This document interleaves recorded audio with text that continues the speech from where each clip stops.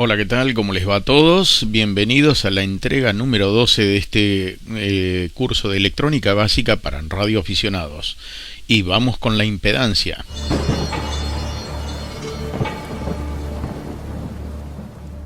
Bueno, ahora vamos a trabajar con un concepto muy interesante que es la impedancia y que es bastante complejo de explicarlo de forma sencilla. Así que bueno, voy a tratar de que más o menos los conceptos se entiendan. Y bueno, como siempre les sugiero que vayan tomando nota y que recurran a los apuntes de las clases anteriores. En este caso, los contenidos que vamos a desarrollar son una introducción a lo que es el concepto de la impedancia, que es básicamente el concepto de impedancia. La introducción al concepto de vector. Acá vamos a empezar a charlar, vamos a tener que meternos en un tema un poco álgido, digamos, pero vamos a tratar de que sea lo más digerible posible. Vamos a operar con vectores, vamos a recordar a un amigo, Pitágoras. Es necesario para poder entender algunos conceptos. Vamos a trabajar con el vector de la reactancia capacitiva versus la resistencia, el vector de la reactancia inductiva versus la resistencia y el vector de la impedancia, que es el vector Z. Vamos a ver un poquitito cómo aplicamos la ley de Ohm en la corriente alterna, que es importantísimo en este caso, y algunos usos y aplicaciones de lo que es el concepto de impedancia y una experiencia de aplicación, de medición, como para que más o menos con algún un pequeño experimento, digamos, un pequeño ensayo se pueda entender el concepto. Así que bueno, vamos a ir arrancando. En cuanto a las sugerencias de técnica de estudio, como siempre, esto es algo que se graba para poder subirlo en una plataforma, que en este caso es YouTube, la plataforma en donde esto está disponible para que cualquiera lo pueda usar, lo pueda ver y pueda ir avanzando en sus conocimientos como radioaficionado, experimentador, ¿no? Y esto es importante porque no olvidemos también que la reglamentación actual en la Argentina prevé que la licencia de radioaficionado ya se puede obtener a partir de los 9 años. Así que no olvidemos eso también. Tenemos pequeños que por ahí pueden ir introduciéndose a esto de a poco, por supuesto, no queremos chicos científicos ni nada por el estilo, pero por ahí se pueden ir animando. Eso depende de la inquietud que tenga cada uno y si tiene a alguien cerca que lo vaya guiando, que eso es fundamental. Y como en todos los videos de estas clases, está disponible el índice en los comentarios para que ustedes puedan ir y viniendo a los distintos conceptos, o si algún concepto ya medio lo tienen en claro, lo saltean y demás para que esto sea un poco más dinámico. Vamos a seguir un poquitito a la introducción del concepto de lo que es la impedancia. Y lo vamos a leer tal cual. La impedancia, que se denomina con la letra Z, es la resistencia total que un circuito eléctrico ofrece al paso de una corriente alterna, combinando la resistencia, oposición a corriente continua, y la reactancia, oposición por inductores y condensadores, y se mide Ohm. O sea, básicamente vieron que habíamos visto el concepto de lo que era reactancia capacitiva por un lado, reactancia inductiva por el otro, el concepto de resistencia, bueno, todos juntos mezclados para obtener algo que la resultante me da un concepto denominado impedancia.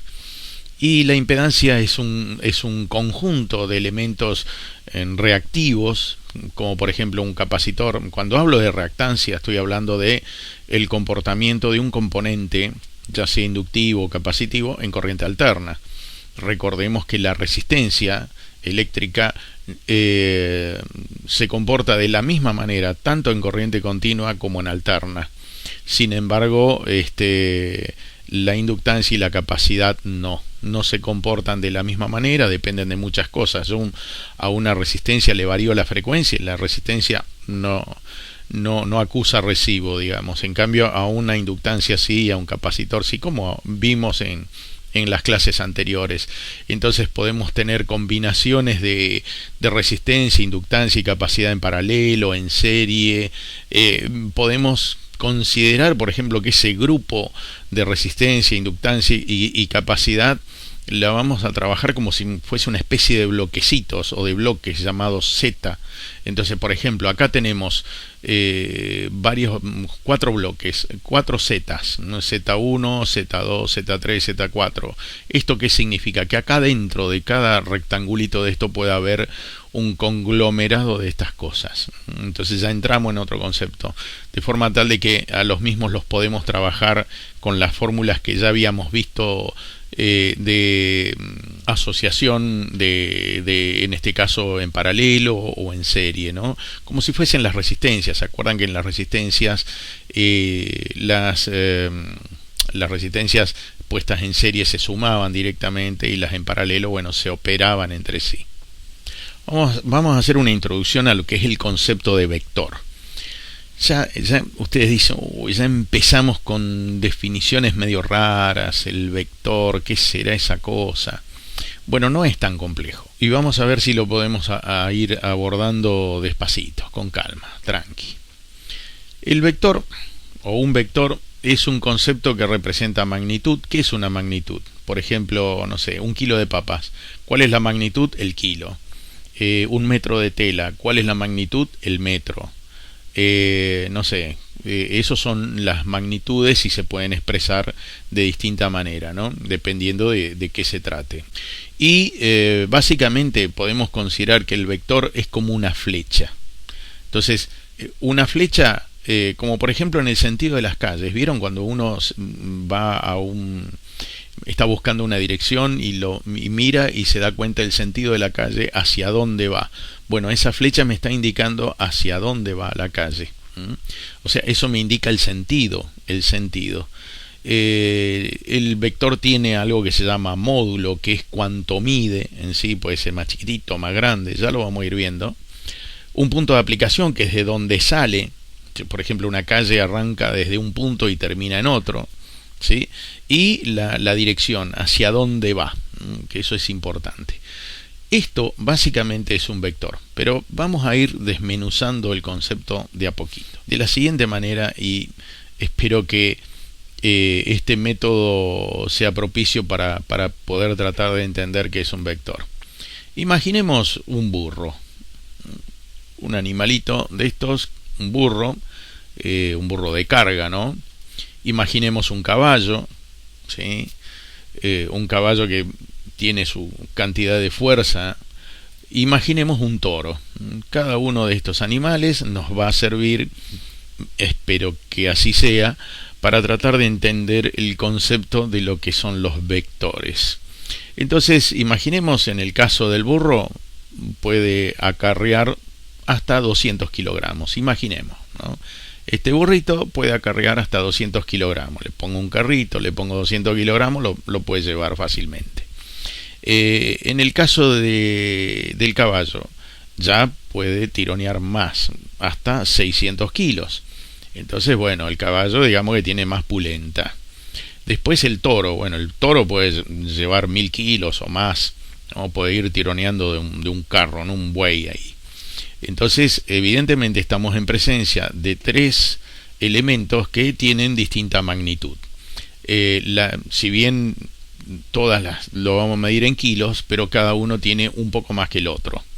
El burro 200, el caballo 600 y el toro o el buey, digamos, en 1000 kilogramos o 1 tonelada. Vayamos un poco más allá todavía. Vamos a designar para el burro, por ejemplo, una flechita con un tamaño determinado. Yo digo que esa flechita me va a significar 200 kilos. Entonces, si yo tuviera que dibujar una flechita para que designe la polenta, la fuerza que tiene el caballo, tendría que ser una flecha más larga, que me significaría que el caballo tiene una capacidad de carga mayor que el burro y que equivale a 600 kilogramos. Y en el caso del toro, bueno, mucho más todavía, 1000 kilogramos, por lo tanto la flecha es mucho más grande. Básicamente esto es un vector. Me indica hacia dónde va. la magnitud, cuanto más chiquitito es el vector, la flechita, a partir de ahora, flechita se va a llamar vector. La flechita, el vector, en función de qué tan chiquitito es o qué tan grande, es la fuerza que va a representar, ¿sí? Esta cortita va a ser de 200 kilos, la mediana acá de 600 kilos, que es la capacidad que tiene el caballo, y los 1000 kilos del toro, ¿sí? O buey, como le quieran llamar. Entonces, bueno, ahí tenemos 3 elementos que nos van a servir, o tratemos de que nos sirva para el ejemplo que queremos dar. Entonces vamos a operar un poquito con vectores. Ya más o menos definimos un poquitito lo que es un vector, pero lo vamos a seguir desgranando. Imaginemos que tengo un carro. Acá tengo un carro, ¿sí?, que tiene un peso encima, estoy llevando troncos. Y entonces, para tal fin, para acarrear ese carro, tengo el buey. Y el buey me va a tironear con una fuerza equivalente a 1000 kilogramos. Bastante polenta. Pero resulta que tengo el caballo que tiene 600 kilos y no tira para el mismo lado, tira para otro lado. Porque es medio renegado el caballo, imaginemos, ¿no? Fíjense que el caballo está tirando para otro lado, no está tirando en el mismo sentido que tira el buey. Y ahora, para colmo, encima se une el burro con sus 200 kilos tironeando en el sentido contrario del caballo. Para colmo. Y entonces la pregunta del millón acá es: ¿para dónde va a terminar yendo ese carro? Evidentemente ahí va a haber una puja de estos 3 vectores, de estas 3 flechitas que significan magnitudes de potencia, digamos, de fuerza. Y bueno, y el carro evidentemente va a salir para algún lado, pero no va a salir ni para el lado del toro, ni para el lado del burro, ni para el lado del caballo. Entonces, ¿para dónde va a salir? Y va a depender mucho de cuánto tironee cada uno. Entonces, en función de eso, podemos hacer una pequeña gráfica. Y ahí, bueno, les sugiero que utilicen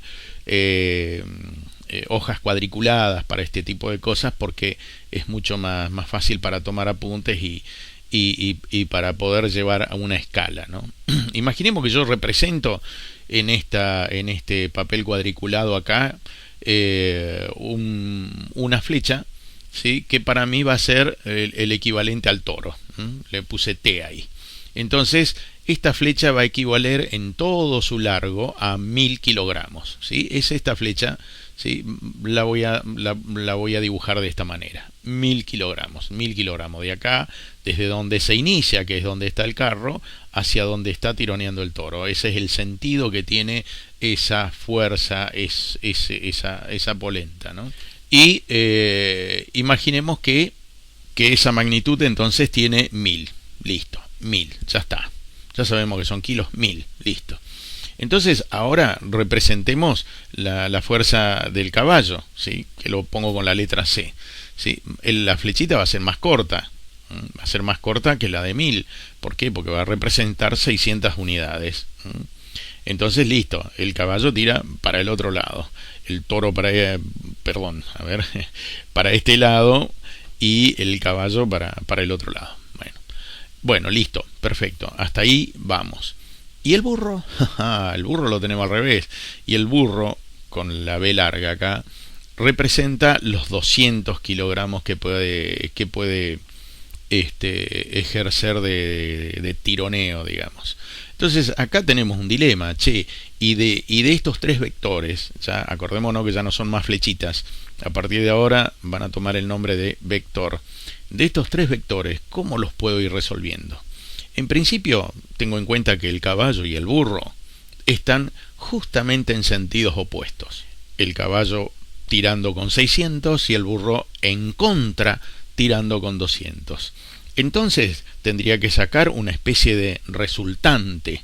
¿Qué sería la resultante? La resultante no es ni más ni menos que restar de los 600 kilos del caballo los 200 del burro. ¿Y eso cuánto me deja? 400. Entonces yo tendría que representar una flechita que tenga 400, pero ¿en qué sentido? Evidentemente en sentido del caballo, porque es el que más tironea.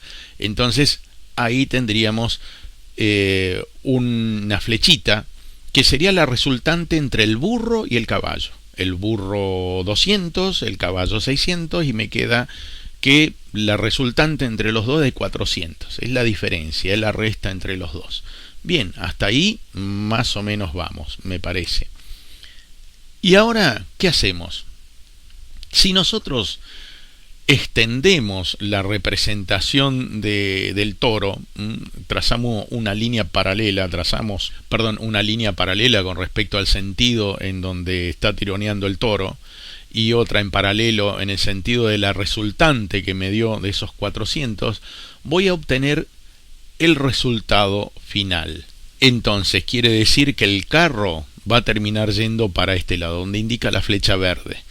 Esa va a ser mi resultante. Ahora, bien, perfecto. Fíjense que de qué lado está tironeando más entre el toro y el caballo que entre el burro, que tiene menos fuerza, pero que aún así me está ejerciendo una variación hacia dónde está apuntando ese vector verde, ¿no? Y la pregunta del millón también es, ¿y cuánto mide ese vector? Al final, ¿con qué fuerza va a sentirse tironeado el carro?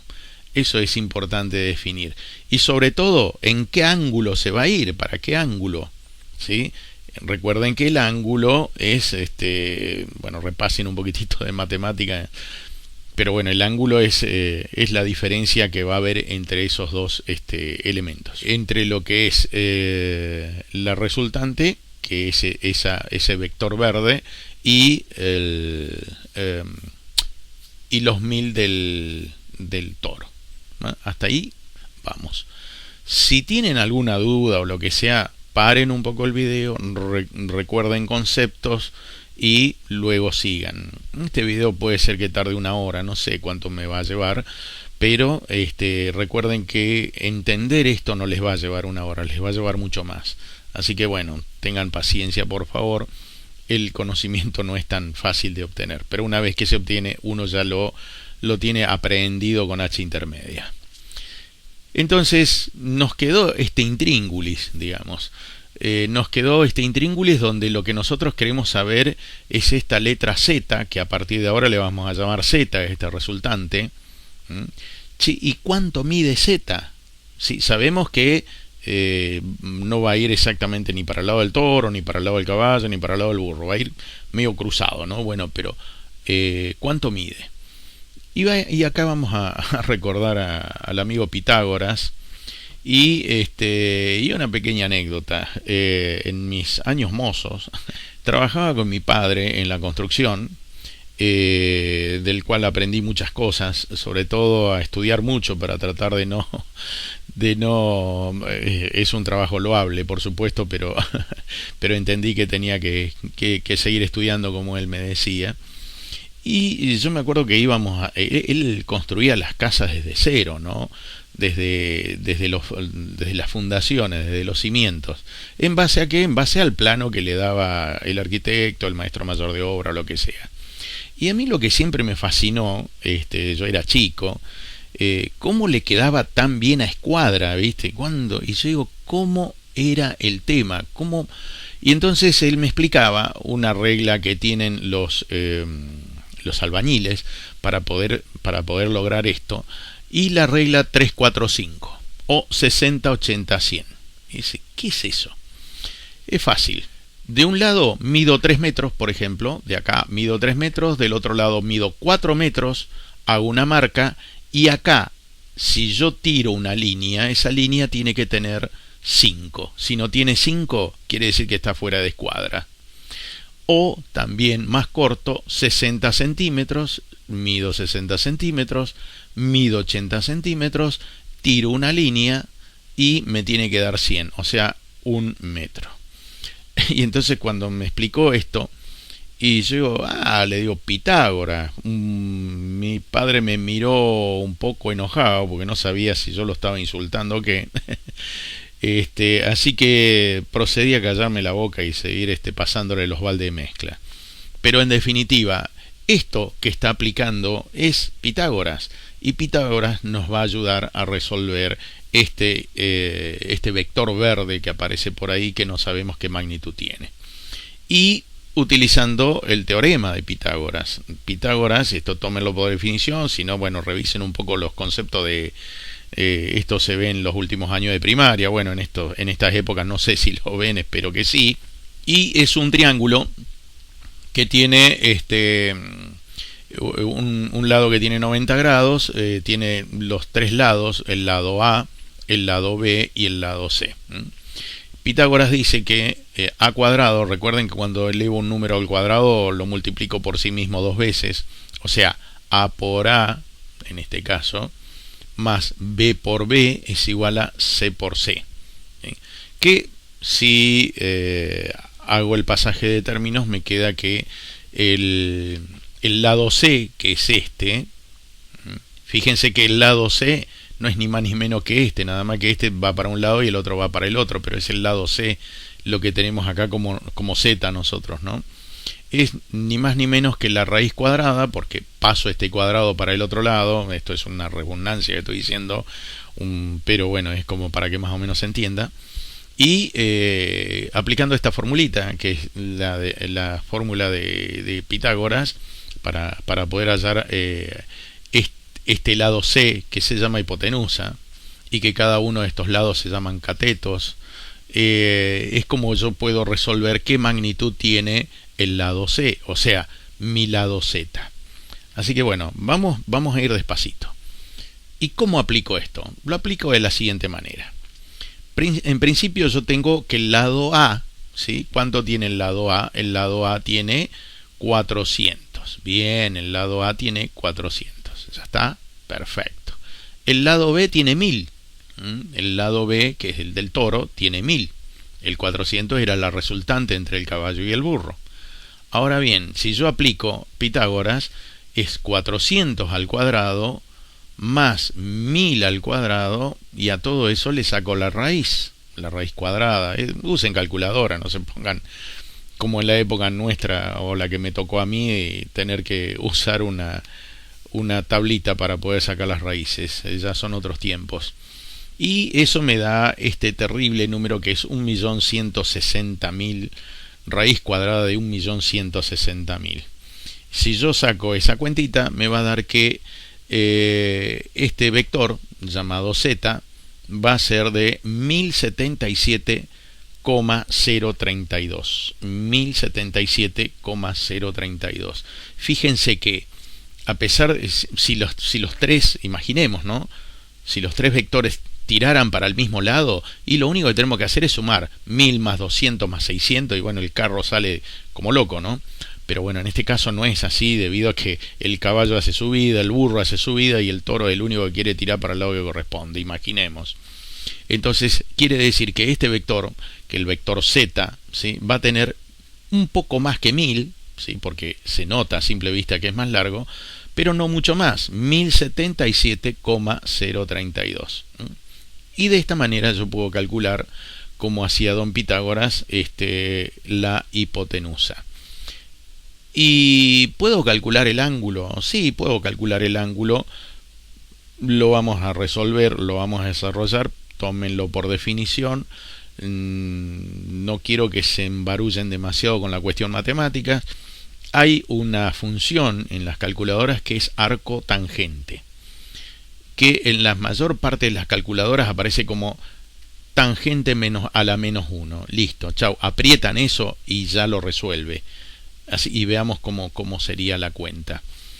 Para sacar el ángulo que hay con respecto al toro, ¿sí?, o a estos 1000, ¿sí?, tengo que aplicar la tangente a la menos 1, o sea, el arco tangente de A sobre B. O sea, de esto, ¿sí?, lo que es A sobre B. O sea, en este caso, ¿qué sería 400 dividido 1000? 400 dividido 1000, hago esa cuentita, esa división, y ahí aprieto tangente a la menos 1 en la calculadora, y me va a dar el ángulo, que me va a decir 21,8 grados. ¿Qué quiere decir? Que el carro se va a desviar del toro con respecto al toro, a donde está tironeando el toro, 21,8 grados, casi 22 grados, ¿sí? Para aquel lado. Acá vamos a tener en cuenta una cosa. El toro para mí es la referencia. Entonces todo lo que está por encima del toro es positivo y todo lo que está por debajo del toro es negativo. ¿Esto qué quiere decir? Que como la flecha está por encima, esta flecha verde está por encima, es positiva, o sea, 21,8. Si esta flecha estuviese para abajo sería menos 21,8. Pero bueno, no nos vamos a embarullar, sigamos así. ¿Y para qué también me puede servir esto? Por ejemplo, cuando yo quiero calcular y yo digo, che, me voy a poner una torre, me voy a poner un mástil en casa para poner una antena. ¿Y cuánto tengo que comprar de riendas? Y bueno, puedo calcular las riendas porque fíjense que las riendas de un mástil cualquiera no es ni más ni menos que la hipotenusa, y entonces puedo aplicar puedo aplicar Pitágoras, ¿no? Así que bueno, más o menos de esta manera es como se calcula el vector Z en este caso. Recuerden, en la flechita ya no le llamamos más flechita y le llamamos vector. Vamos a ver un caso, el caso del vector XCR. XC, ¿qué era? Rectancia capacitiva. ¿Recuerdan? Revisen por favor las clases anteriores. Y R, la resistencia. ¿De qué estoy hablando? En definitiva, estoy hablando de un circuito que está compuesto por un generador, ¿sí? De corriente alterna, por supuesto. Todo esto es corriente alterna. Un capacitor en serie con una resistencia. En este caso, un capacitor de 10 microfaradios en serie con una resistencia de 10 ohms, con una fuente de alimentación o un generador de onda sinusoidal de 1 volt por 1 kilohertz, o sea 1000 hertz. Vamos a analizar un poquitito este circuito aplicando esta cuestión de los vectores. En principio vamos a usar esta gráfica, y esta ténganla en cuenta porque es fundamental y la vamos a seguir usando a partir de ahora. Esta gráfica me dice que ¿vieron esta R? Esta R es para donde tiraba el toro. ¿Vieron XL? Bueno, es para donde tiraba el caballo. ¿Vieron esta XC? Bueno, es para donde tiraba el burro. O sea, estos tres componentes son los que definen, en definitiva, valga la redundancia, una impedancia. En este caso, la XL, ¿qué significa? Rectancia inductiva, y siempre está para arriba. La que está en contraposición, porque se comporta exactamente de la manera contraria, es la rectancia capacitiva, ¿sí? Y la que es inmutable a cualquier cambio de frecuencia es la resistencia, que va a ser siempre mi referencia. En este caso, lo que voy a tener en cuenta es esta parte de la gráfica, donde solamente tengo en cuenta XC, que es la rectancia capacitiva, porque acá tengo un capacitor, y la resistencia, que es parte del circuito. Entonces vamos a analizar esta parte de la gráfica. Recordemos que la rectancia capacitiva es 1 sobre omega c, donde es 1 sobre 2pi por f por c. Por favor, revisen los apuntes de las clases anteriores, así no perdemos tanto tiempo. Y vamos a hacer la cuenta. Acá vamos a hacer la cuenta. XC, o sea la rectancia capacitiva, es 1 dividido 2 por pi, que pi es 3,14, 15 y demás, por 1000 Hz, porque es 1 kHz, por 0,00001 faradio, que esto es el equivalente a 10 microfaradios. Por favor, revisen cuando vimos capacitores cómo es el cambio de unidades. En este caso, la rectancia capacitiva me dio 15,9 ohm. A esa frecuencia, ese capacitor ofrece una resistencia de reactancia de 15,9 ohms. Si yo le cambio la frecuencia sin cambiar el capacitor, ya me cambia esto, porque me estoy cambiando un valor dentro de la fórmula, por supuesto. Y la resistencia que tengo asociada es de 10 ohms y siempre va a ser de 10 ohms independientemente de si yo le cambie la frecuencia o no. Su valor siempre va a ser el mismo.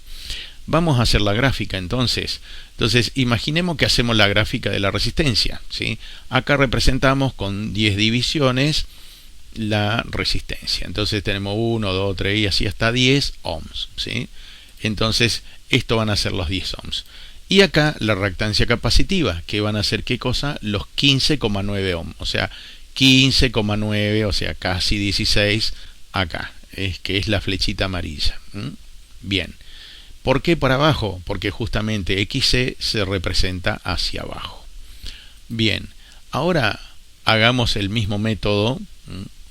Estiremos un paralelo de líneas punteadas a XC y un paralelo de líneas punteadas a R, y vamos a obtener esta diagonal que es la impedancia. En definitiva, es la impedancia.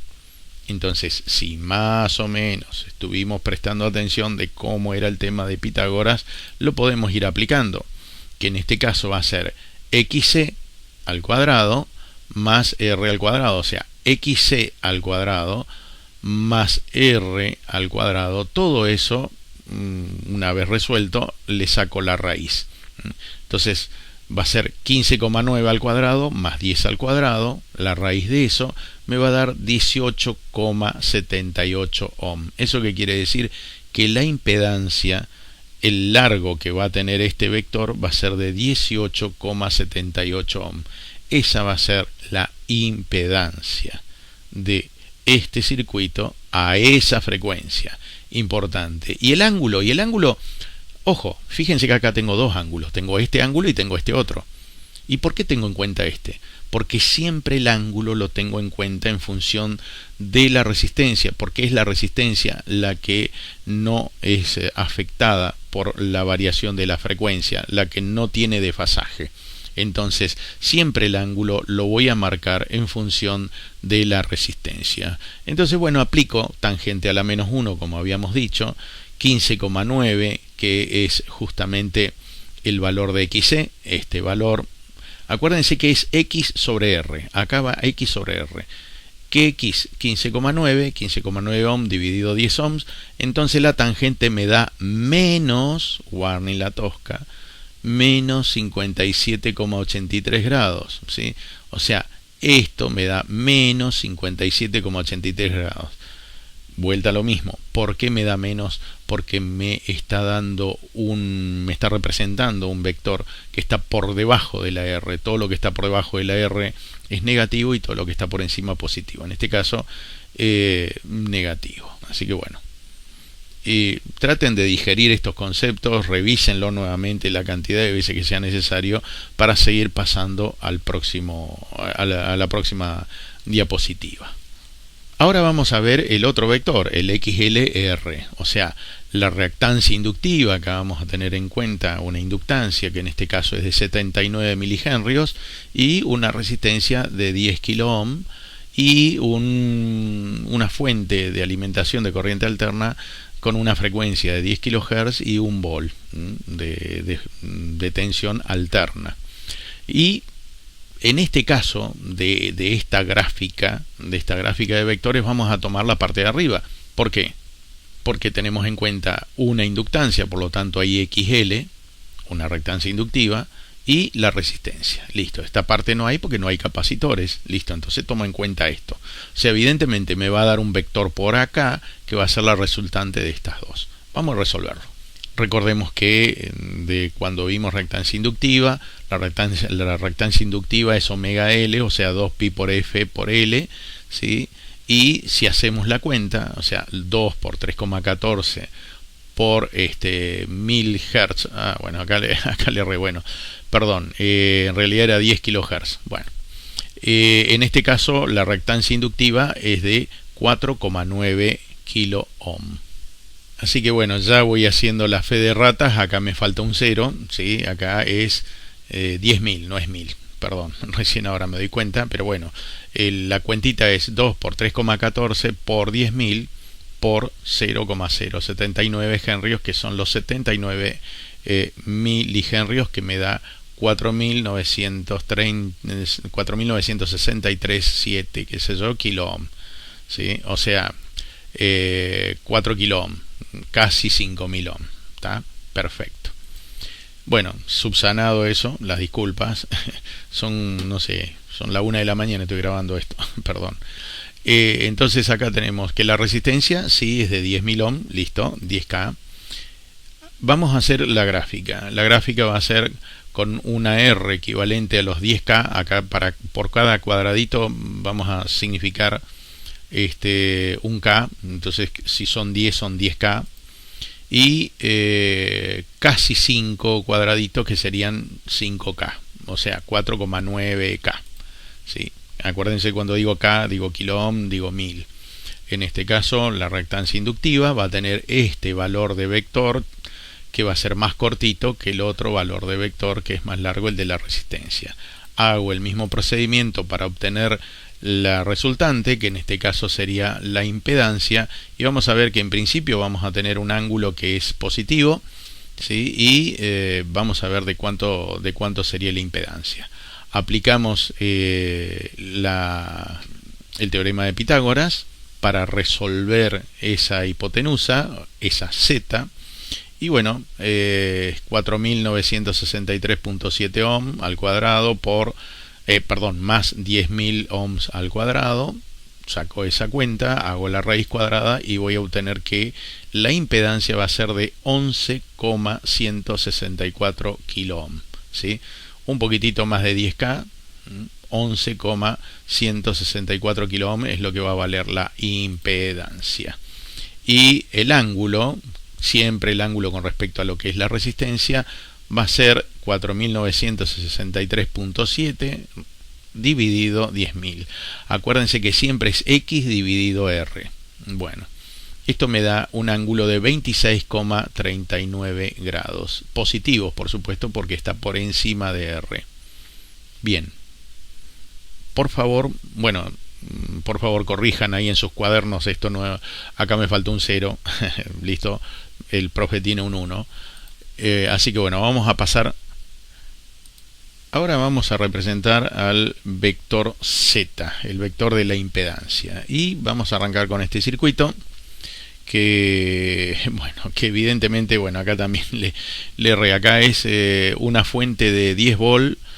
Bueno, acá figura 1 Hz, no me di cuenta. En realidad es una fuente de 10 kHz. Es una fuente de 10 kHz. Por favor, corrijan. 10 kHz. ¿Sí? Entonces, esta fuente es de 10 volts, 10 kHz. Una inductancia de 0,2 milihenrios. Una capacidad de 2 microfaradios. Y una resistencia de 10 ohms en este caso. Y vamos con los 3 vectores para operarlos. Y en este caso usamos los 3 vectores. ¿Por qué? Porque tenemos reactancia inductiva, tenemos reactancia capacitiva, tenemos resistencia. Y vamos a ver que acá puede salir cualquier cosa. Puede ser que el vector esté por acá de la impedancia, o esté por acá abajo el vector de la impedancia. Puede dar para cualquier lado en este caso. Así que vamos a ver cómo operarlo. En principio vamos a aplicar, como decíamos, el teorema de Pitágoras para poder desarrollar la magnitud que tiene Z, la magnitud que tiene ese vector, que es la raíz de R al cuadrado más X al cuadrado, que en este caso es R, es la resistencia, que en este caso sería los 10 ohms, y X al cuadrado. ¿X qué es? X es la diferencia. ¿Se acuerdan que cuando hacíamos la diferencia entre la fuerza con la que tironeaba el caballo y la que tironeaba el burro? Bueno, esto es exactamente lo mismo. Acá hacemos la diferencia entre XL, o sea, este vector, menos lo que da XC. Si, y acá hago una salvedad, si estos dos valores, por ejemplo, si XC es mucho más grande que XL, y lo que va a pasar es que el vector X va a dar negativo, y bueno, si da negativo, da negativo. Así que bueno, ese que hay que tenerlo en cuenta. Entonces podemos componer directamente esta consideración de la diferencia o la resta de las reactancias, lo podemos meter directamente en la fórmula y tenemos la fórmula completa de impedancia, que es la raíz de R al cuadrado, la resistencia al cuadrado, más la diferencia entre las dos reactancias al cuadrado. ¿Sí? Pero bueno, vamos a ir operando. En principio, XL es omega L. Omega es 2 pi por F. ¿Sí? En este caso, omega L sería 2 pi por F por L. ¿Sí? Que me daría, en ese caso, una reactancia de 12,56 ohms. Bien, listo, perfecto. Ahora vamos a ver XC. En el caso de XC, me daría teniendo en cuenta que la frecuencia es de 10 kHz, me daría una reactancia capacitiva de 7,95 ohm. No hago el desarrollo de esto porque ya lo hicimos en clases anteriores. Entonces vamos a ir representando estos valores. Ya sabemos que la resistencia, esto es la resistencia. Ya sabemos que para cuando arranca para ese lado es la resistencia, que en este caso va a tener un valor de 10. El valor de la reactancia inductiva, en este caso, va a ser de 12. De 12,56 ohms. La reactancia inductiva va a tener 12,56 ohms.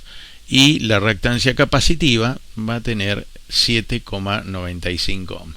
¿Qué es lo que hago? Hago la diferencia entre las dos y eso me va a dar 4,91 ohms. Y ese 4,91 es positivo, o sea que va a ir para arriba, y lo podemos representar como una flecha que tiene 4,91 unidades, ¿sí? Y que va a ser justamente el valor de la resultante entre XL menos XC. Entonces esa va a ser mi X. Entonces ahora operamos con X y con R directamente para obtener ¿qué cosa? Para obtener la impedancia, que sería la hipotenusa famosa esta. Y el ángulo lógicamente que va a estar entre R y lo que me dé de la hipotenusa. Vamos a calcularlo. En principio hacemos las cuentas. R vale 10, que son 10 ohms, ¿sí? Más 4,91 ohms al cuadrado, 10 al cuadrado más 4,91 al cuadrado, la raíz de eso me va a dar 11,14 ohms. Entonces esto tiene 11,14 ohms de impedancia. O sea, esto va a valer 11, si ustedes lo hacen en papel cuadriculado y lo miden con una regla, les va a dar. Y el ángulo ¿cómo va a ser? La tangente a la menos 1 de X sobre R. X va a ser 4,91, que es lo que dio acá, la diferencia, dividido 10. Y esto me va a dar un ángulo positivo, porque está por encima, de 26,15 grados. Este es el vector Z. Esta es la impedancia. Hago también una salvedad. No quise utilizar en todo esto algo que se llaman números complejos, que es lo que se debería utilizar. Porque no quiero embarrar la cancha, como quien dice, y bueno, tratar de que aunque sea algo de todo esto, de toda esta clase, que no sé cuánto va a durar, que quede un 10%, aunque sea, de los conceptos, ¿no? Para poderlos entender, para que después cuando quieran lo vuelvan a ver y dicen, mira, era por esto. Así que bueno, vamos a la ley de Ohm en corriente alterna. ¿Cómo sería el tema de la ley de Ohm en corriente alterna? ¿Recuerdan la ley de Ohm? El famoso triangulito, ¿sí? Donde si yo tapo B era voltaje, R resistencia, I intensidad de la corriente eléctrica. Si yo tapo B, por ejemplo, es R por I. Si yo tapo R es B dividido I. Y si yo tapo I es B dividido R. Y ahí tengo las tres formulitas, que es la misma en realidad, que es la ley de Ohm. Muchos despotrican con esta regla mnemotécnica, pero vuelta a lo mismo. Yo les estoy hablando a los radioaficionados que supuestamente no tienen conocimientos técnicos, no les estoy hablando a técnicos. Porque es más, no se... En la escuela técnica se trata de evitar este tipo de regla mnemotécnica. ¿Para qué? Para que en realidad el estudiante piense realmente de dónde sale todo esto. Pero bueno, este no es el caso. Acá lo queremos aplicar para tratar de entenderlo y no dar tantas vueltas. Y en la ley de Ohm en corriente alterna es lo mismo, nada más que cambia.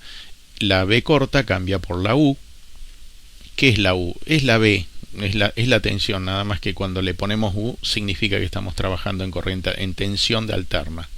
Z, que es la impedancia, ¿sí?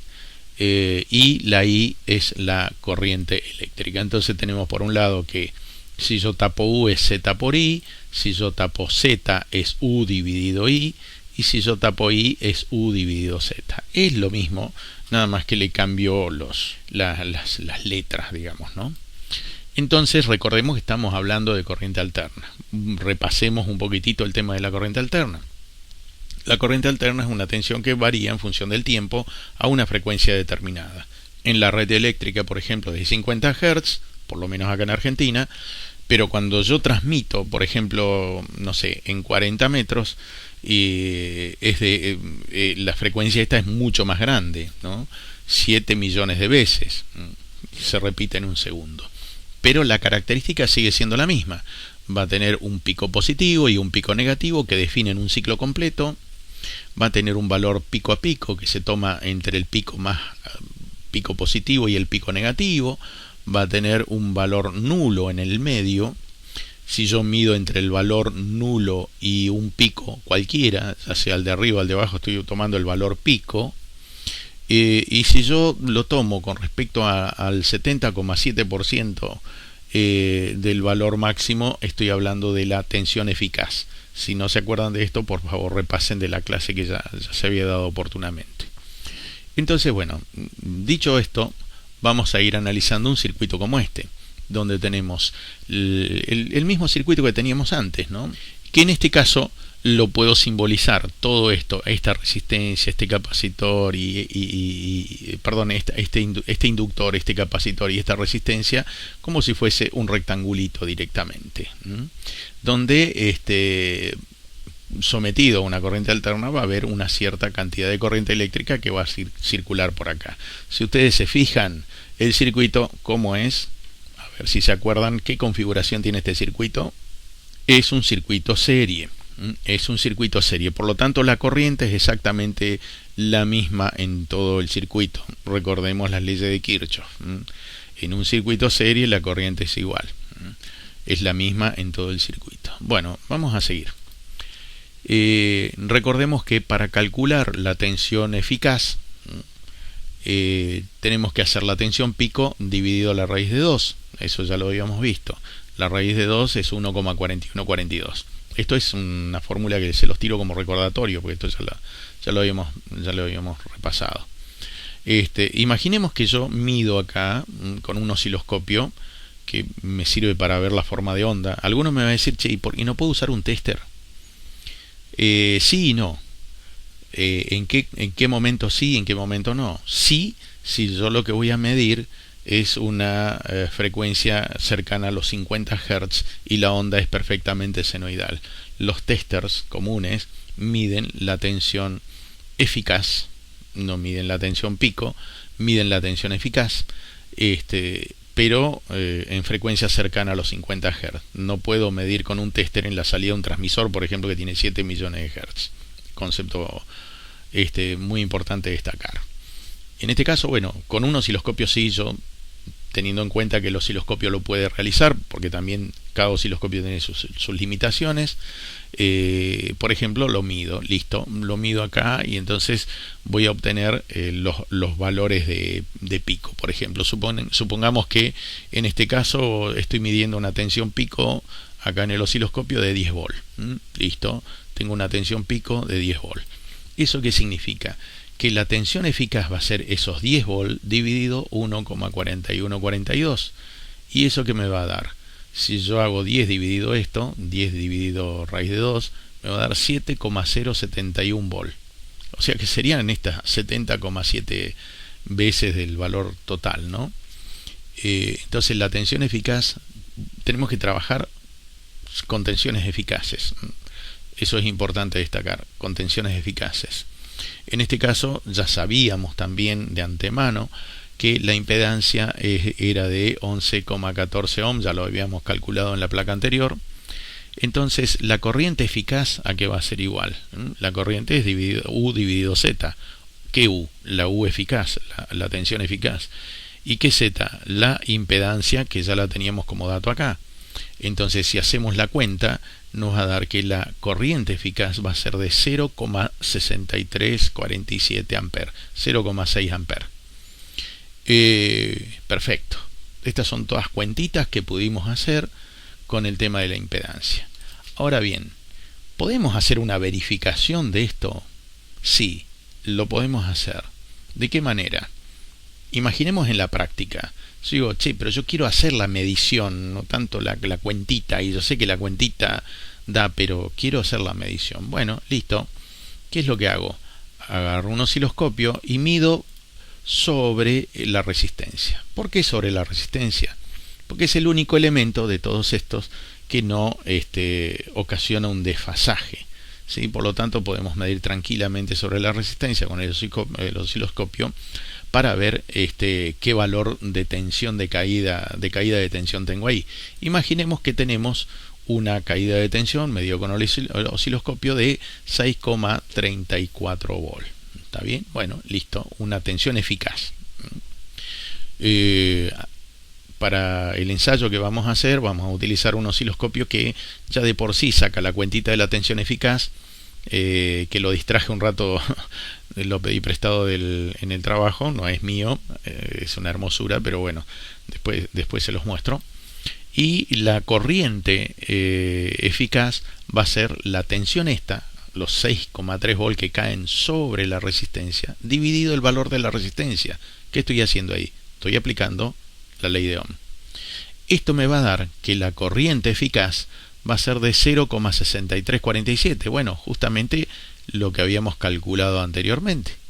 Acá se comprueba que realmente ese sería el valor de la corriente. Y recordemos de vuelta que es la misma corriente en todo el circuito. Entonces, la impedancia la podemos calcular a través de la ley de Ohm, utilizando esta. Z es U sobre I. Entonces, U ¿qué? U eficaz sobre la IR1. Esta es la R1 eficaz, que en definitiva es la misma I, es la I total de todo el circuito. Entonces, ¿cuánto es la U eficaz? 7,071 volt. Recordemos que de estos 10 volt que son tensión de pico, me quedan 7,071 volt de tensión eficaz, dividido los 0,63 amperes de corriente eficaz.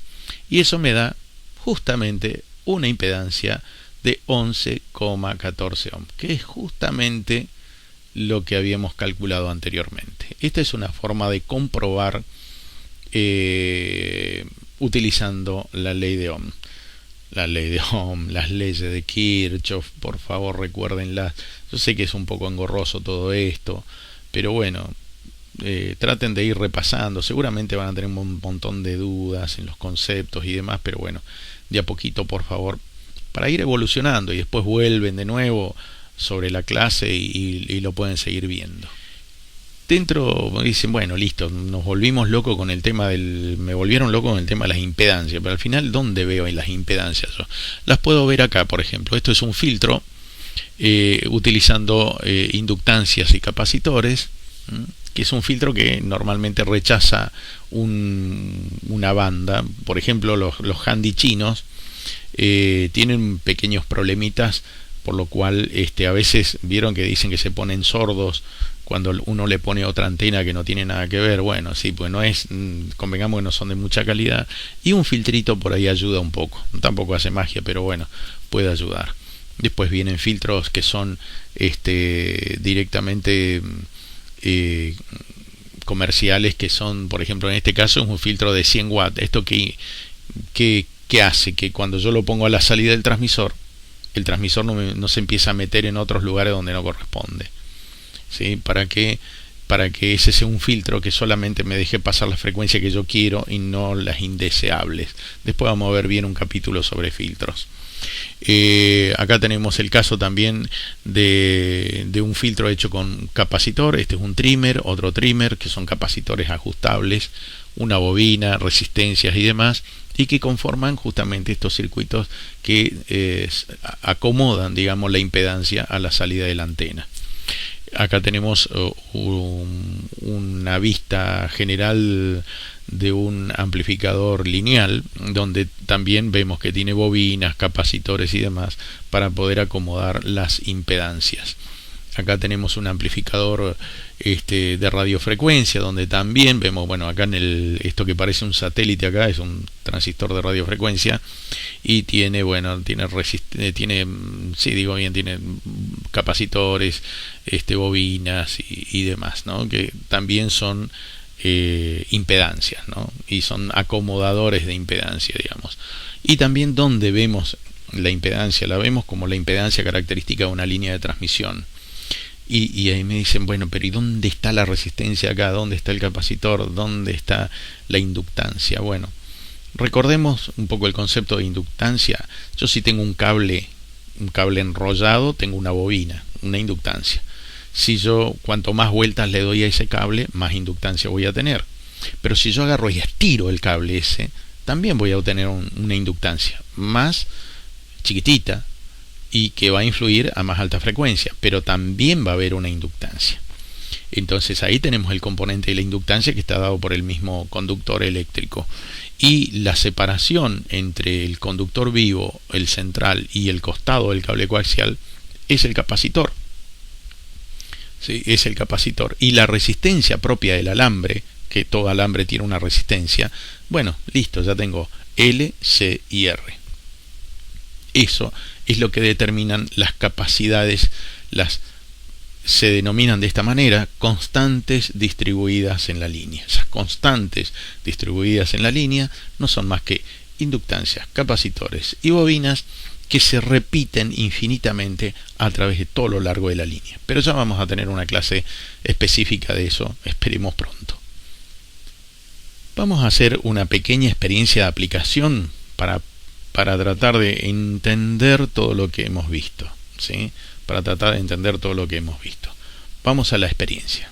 Bueno, para este ensayo vamos a usar un circuito conformado por una inductancia. La inductancia es de 2,3 milihenrios, un capacitor de 0,15 microfaradios y una resistencia de 390 ohms. Lógicamente estos componentes, esto no debe tener 390 ohms debido a la tolerancia, va a andar por ahí igual que el capacitor, igual que la bobina. La idea de esto es demostrar a través de mediciones el concepto de impedancia. Y bueno, y vamos a usar el famoso generadorcito XR2206, que es mi generador de funciones de banco, digamos, porque es el único generador que tengo. Así que bueno, vamos a hacer la experiencia. Lo vamos a conectar a 9 volt, lo alimento con 9 volt de una fuente y vamos a conectar el osciloscopio.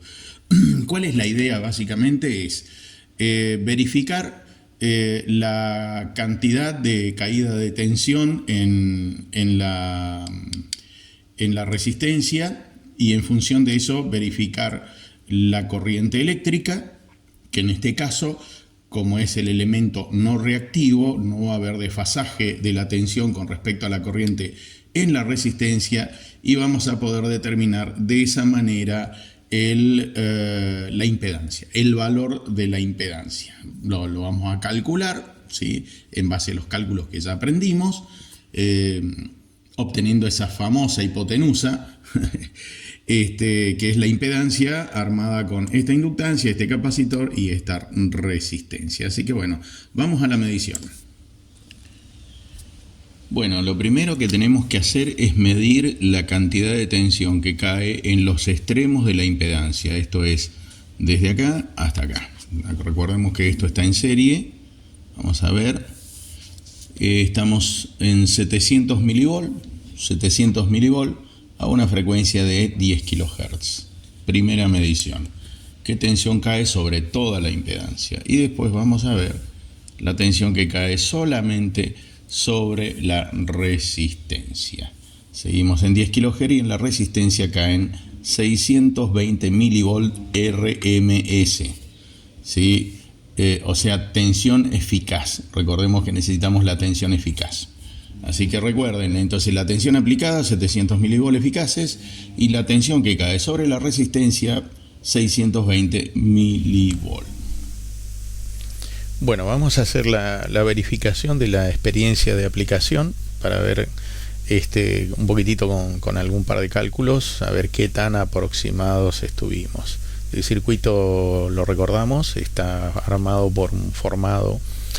por una inductancia de 2,3 milihenrios, de un capacitor de 0,15 microfaradios, una resistencia de un 390 ohms. Asumimos por el código de colores y demás, no está medido, así que esto puede fallar, como dice Tuzán, así que va a dar bastante aproximado. Medimos con el osciloscopio entonces la tensión eficaz en los bornes del generador y nos dio 700 milivolt de tensión eficaz, y sobre la resistencia 620 milivolt eficaces. Bueno, con eso entonces sometido a una frecuencia de 10 kHz. ¿Qué es lo primero que podemos calcular? En base a la caída de tensión que medí, estos 620 milivolt, puedo calcular la corriente en todo el circuito, que como es serie va a ser la misma. ¿Está? Que en este caso serían los 620 milivolt, o sea 0,62 volt, sobre los 390 ohm donde estoy midiendo sobre la resistencia. ¿Está bien? Bueno, ¿esto cuánto nos da? 0,001589 amperes, o sea 1,5 miliamperes y un poquito más.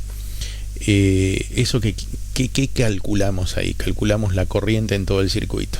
La corriente en todo el circuito es de 1,5 miliamperes. Decimales más, decimales menos.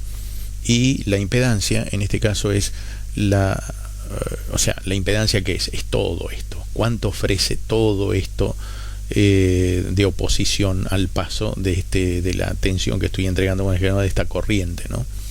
Va a ser la tensión eficaz dividido la corriente total. O sea, estamos aplicando la ley de Ohm acá en este caso en corriente alterna, ¿no? La tensión eficaz aplicada, ¿cuánto es? 700 milivolt, 0,7 volt. ¿Por qué? Porque estoy aplicando sobre toda la impedancia. Sobre toda la impedancia. ¿Y cuánto me dio la corriente total? Que como es serie nuevamente es la misma en todo el circuito, 0,015, o sea 1,5 miliamperes. Si saco la cuenta de cuánto me da esto, me da 440,528 ohms. Esa es la impedancia calculada en base a la ley de Ohm y las mediciones que hicimos. Vamos a ver, eso es desde el punto de vista de la práctica. Vamos a ver desde el punto de vista de la teoría si más o menos nos da parecido. Porque puede llegar a ser que, lógicamente, como vuelvo a recordar, esta resistencia de 390, no sé si tiene 390, este capacitor de 0,15 microfaradios dice 0,15, no sé cuánto tiene, pero tiene que dar aproximado. Entonces arranquemos con calcular la reactancia inductiva. En este caso la reactancia inductiva me dio 144,51 ohm, teniendo en cuenta los 10 kHz, ¿no? Por supuesto. Y la inductancia de 2,3 milihenrios. Saquen ustedes la cuenta en su cuadernito. El caso de la XC o la reactancia capacitiva, 106,1 ohm. Y ahora, ¿qué tenemos que hacer? La diferencia entre los dos. Restarle de la reactancia inductiva a la capacitiva. ¿Para qué? Para que me dé la X. ¿Cuánto es la X? En este caso me da la diferencia, me da 38,41 ohm positivos, porque la XL es más grande que la XC. Si no, me daría negativo. Bueno, calculamos la impedancia aplicando la formulita que ya habíamos usado, y me va a dar que la impedancia calculada va a ser de 391,88 ohm. Este es el valor, este valor es el valor ideal con valores ideales, considerando que realmente este capacitor tiene 0,15 micro, que esta resistencia tiene 390 ohm y que esta inductancia tiene 2,3 milihenrios. Lógicamente va a distar un poco de lo que vimos en la práctica, pero está bastante parecido, con lo cual podemos considerar que la experiencia no está tan alejada de la realidad. Y después, lo que sí que me podría dar un poco de curiosidad es, ¿y para qué lado está el vector? ¿Es positivo? ¿Es negativo? ¿Para dónde va? Bueno, entonces listo, aplicamos tangente a la menos 1 de x sobre r. X es 38,41, la r 390, y me da que el ángulo es positivo, 5,6 grados.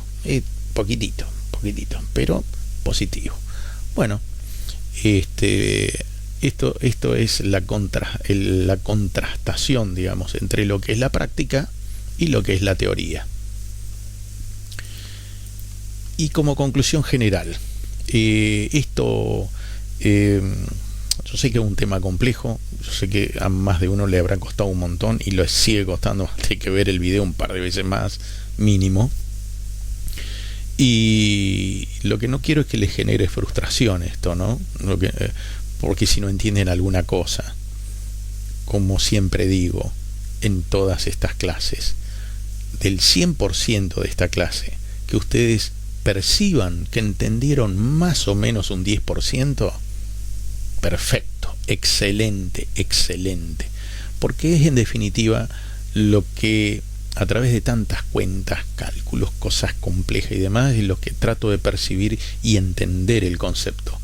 Porque todo esto lo podría haber resumido en una sola frase, que es la primera frase de la primera placa con la que arrancamos esta clase. Y listo, ya está, esa es la impedancia, listo, se quedan con esa. Pero para los que no se quieren quedar con esa sola y dicen, che, queremos evolucionar más allá, bueno, para eso están estas clases. Así que bueno, ante todo, muchísimas gracias por la paciencia. No se pongan mal si no entienden todos los conceptos. Ya van a ver que a medida que va pasando esto y van volviendo, que seguramente les habrá pasado con las primeras clases. En las primeras clases también un montón de cosas no lo habrán entendido. Cuando la volvieron a ver, era así, ahora sí lo entendí. Bueno, es el proceso del insight, de darse cuenta. Así que bueno, muchísimas gracias por la paciencia. Perdonen, a veces puedo llegar a ser pesado como profe, pero bueno, mi intención es que, bueno, poder hacer entender un poco los conceptos para todo aquel que lo quiera. Así que bueno, muchísimas gracias por la paciencia. 7-3 para todos y que la radiofrecuencia los ilumine hasta la próxima clase.